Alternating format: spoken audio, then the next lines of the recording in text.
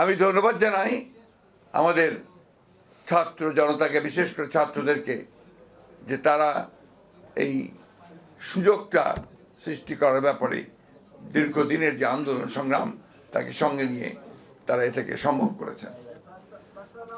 সেই সঙ্গে আমি শ্রদ্ধা জানাতে চাই সেই সমস্ত শহীদদের যারা আমাদের এই অবস্থায় নিয়ে এসেছেন।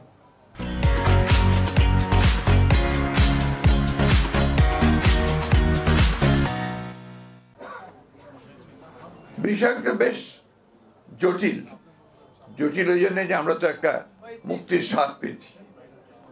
জটিল এই জন্যে যেখানে মুক্তিকে আমরা কাজে লাগানো, যে আলোচনাগুলো এখানে হয়েছে, যে একটা গণতান্ত্রিক সংস্কৃতি গড়ে তোলে, একটা সত্যিকার অর্থেই একটা গণতান্ত্রিক সংস্কার করে একটা গণতান্ত্রিক বাংলাদেশ নির্মাণ করা, এটা নিঃসন্দেহে একটা জটিল কাজ আমাদের দেশের প্রেক্ষিতে।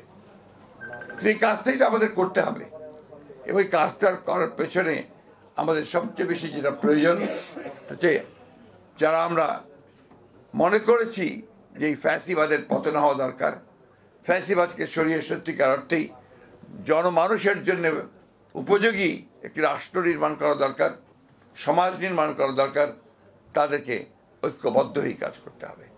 আমি আমার তরুণ ভাইদেরকে বিশেষ করে আহ্বান জানাবো যে আপনারা অনেকটা দায়িত্ব নিয়েছেন, দায়িত্ব এসেছেও, এই দায়িত্বটা কিন্তু দায়িত্বশীলভাবে পালন করতে হবে এবং গোটা জাতিকে সামনে রেখে পালন করতে হবে।